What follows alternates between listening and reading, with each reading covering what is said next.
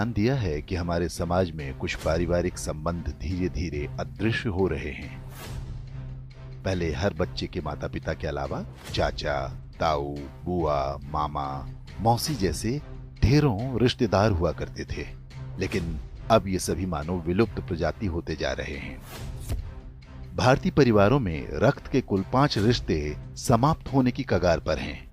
1-2 पीढ़ी बाद संभवतः ये सभी संग्रहालय में सजा दिए जाएंगे। केवल अंकल और आंटी बचेंगे।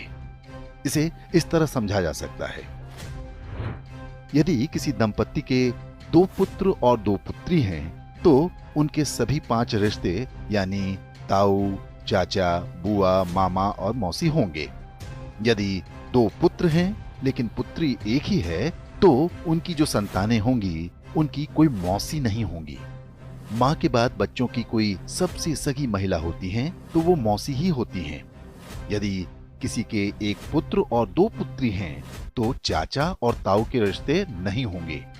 यदि 1 बेटी और 1 बेटा है, तो उनकी संतानों का न तो कोई चाचा होगा, न ताऊ, न मौसी।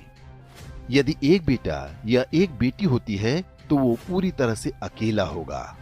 माता पिता के बाद उसका कोई रक्त संबंधी नहीं होगा। सिंगल चाइल्ड फैमिली को उनका निर्णय तीसरी पीढ़ी यानी जिनके वो दादा दादी होंगे बुरी तरह प्रभावित करेगा। उनका पौत्र या प्रपौत्र इस संसार में अकेला होगा। उसे अपने रक्त के रिश्ते की आवश्यकता होगी, तो इस पूरे ब्रह्मांड में उसका अपना कोई नहीं होगा। इसलिए दंपत्ति को सिंगल चाइल्ड के निर्णय पर गंभीरता से विचार करना चाहिए। ये न केवल हमारे बच्चों को एकाकी जीवन जीने को विवश करेगा, बल्कि हमारी हिंदू परिवार व्यवस्था को भी नष्ट कर देगा। पश्चिमी देशों में सिंगल चाइल्ड पॉलिसी भारत से पहले आरंभ हो गई थी। वहां पर इसके भयावह परिणाम सामने आने लगे हैं। ब्रिटिश विद्वान डेविड सेलबॉर्न ने एक पुस्तक लिखी है जिसका नाम है द लूजिंग बैटल विद इस्लाम। इसमें बताया गया है कि पश्चिमी समाज पर इस्लाम का अधिकार होता जा रहा है और इसका सबसे बड़ा कारण एक शक्तिशाली परिवार व्यवस्था का अभाव है। यूरोपीय देशों में परिवार नाम की संस्था लगभग समाप्त हो चुकी है। लोग विवाह करना पसंद नहीं करते।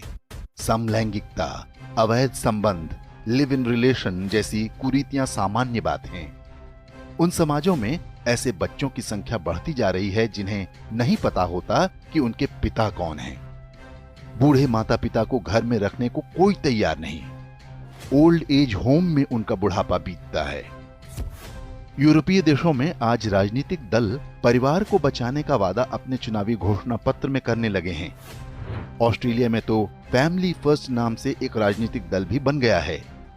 पश्चिमी देशों के समाजशास्त्रियों की सबसे बड़ी चिंता ये है कि परिवार व्यवस्था को कैसे बचाया जाए। इस सब के लिए उनके पास यही सुझाव है कि 1 से अधिक बच्चे पैदा हों। अब यही चुनौती भारतीय समाज के सामने भी खड़ी होने जा रही है। क्या हम समय रहते सतर्क हो पाएंगे या हमारे साथ भी वही होगा जो पश्चिमी देशों के साथ हो रहा है?